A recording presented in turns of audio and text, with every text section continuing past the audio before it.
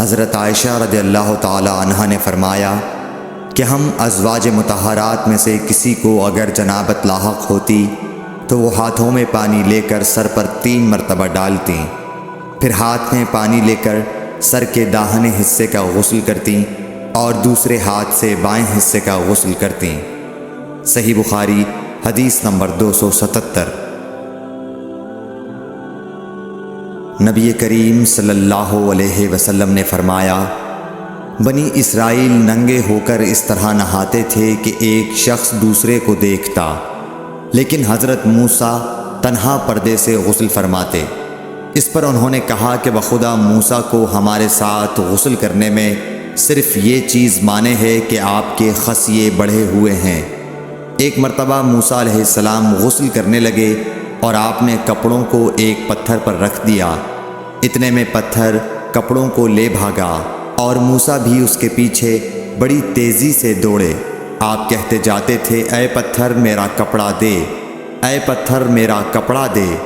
اس عرصے میں بنی اسرائیل نے موسیٰ علیہ السلام کو ننگا دیکھ لیا اور کہنے لگے کہ بخدا موسیٰ کو کوئی بیماری نہیں، اور موسیٰ علیہ السلام نے کپڑا لیا اور پتھر کو مارنے لگے۔ ابو ہریرہ رضی اللہ تعالیٰ عنہ نے کہا کہ بخدا اس پتھر پر 6 یا 7 مار کے نشان باقی ہیں۔ صحیح بخاری حدیث نمبر 278۔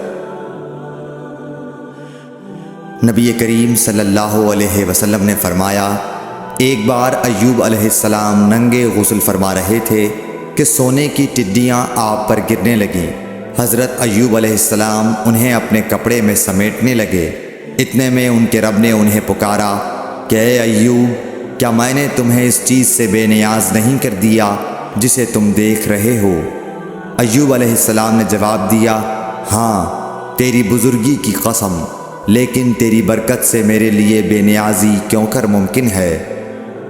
صحیح بخاری حدیث نمبر 279۔ ام ہانی بنت ابی طالب کو یہ کہتے سنا کہ میں فتح مکہ کے دن رسول اللہ صلی اللہ علیہ وسلم کی خدمت میں حاضر ہوئی تو میں نے دیکھا کہ آپ غسل فرما رہے ہیں اور فاطمہ رضی اللہ تعالیٰ عنہ نے پردہ کر رکھا ہے۔ نبی اکرم صلی اللہ علیہ وسلم نے پوچھا، یہ کون ہیں؟ میں نے عرض کیا کہ میں ام ہانی ہوں۔ صحیح بخاری حدیث نمبر 280۔